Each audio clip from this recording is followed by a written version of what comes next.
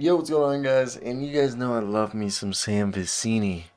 And right here we have his first 2023 NBA mock draft. I don't know if it's his first, but one of his earlier ones. And I'm not ready to put out my mock draft yet because I'm about to start reviewing prospects. I like to start doing it about halfway through the college season, halfway through the season.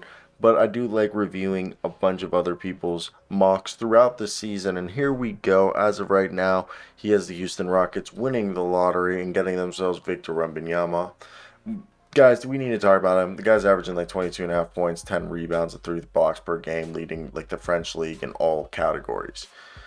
He's just dog. Then you got yourself in second Detroit Pistons and take Scoot Henderson. Obviously, if you're at two and Detroit's there, you take Scoot Henderson. I don't care that Cade's there. Cade's I think is better than Scoot, but you have Jaden Ivey and Kelly Hayes who are both looking great, but Scoot better than both of them, and it doesn't matter if you have all four of those guys. It's fine. It'll work out. You got good stars. Scoot would basically be like first overall in many drafts behind. Right here it says in the 2022 and 2020 it would have gone first.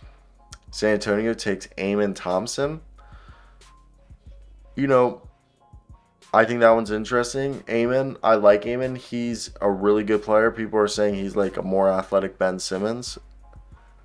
I I'm a huge Anthony Black guy, and this is the Spurs. I really want the Spurs to win the lottery and get back, but Amon Thompson, he just needs a jumper, and he's people are really saying very similar to Ben Simmons. For Cam Whitmore, Cam Whitmore is interesting.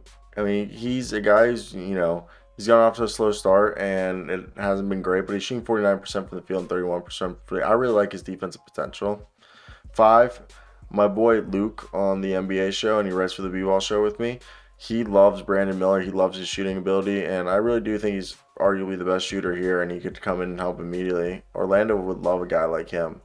Toronto, Asar Thompson. Yeah, he's more of a wing, and he's the better shooter out of the brother, and he's more of like the two-way wing, and I like him. He fits the Raptors really well. Kassan Wallace, dude, if I was the Wizards, I would trade down. I'm not a huge Kassan Wallace guy. I think he's a good starting guard. He's got, his shooting and his elite defense. I just don't know if he becomes like an all-star. Walker, I really like Walker, 6'8" with a 7'2" wingspan. He's a small ball five to me. I just see like I think he could be a really good six man.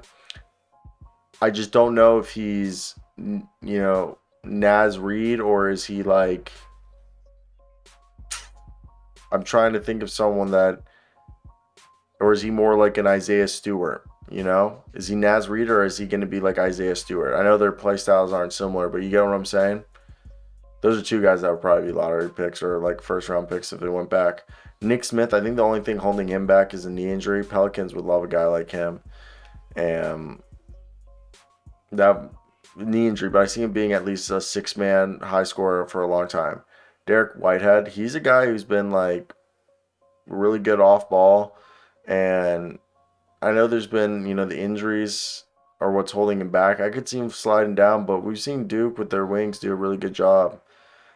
I love Anthony Black. I think he should be a top five pick. 6'7", dude. This is going to be like the next Josh Giddey, LaMelo Ball, 6'7" guard that comes out. Whoever gets him is going to love him. Hey, the Hawks missed out on Tyrese. Maybe they get Anthony Black here. Keontae George, he scores really inefficiently, but, he seems to be like a guy who could definitely be a scorer. I'm interested in him. The Jazz would like a guy like him. Look, Grady Dick's I go to the University of Kansas. I think 13 is too high for Grady Dick. He's a good floor spacing wing, but I mean, and he's been good on defense. I just don't see him being able to do anything inside the arc. I don't know. I don't know. I like Grady Dick. I would take him in the first round, just closer to 19. I wouldn't spend a lottery pick on Grady Dick.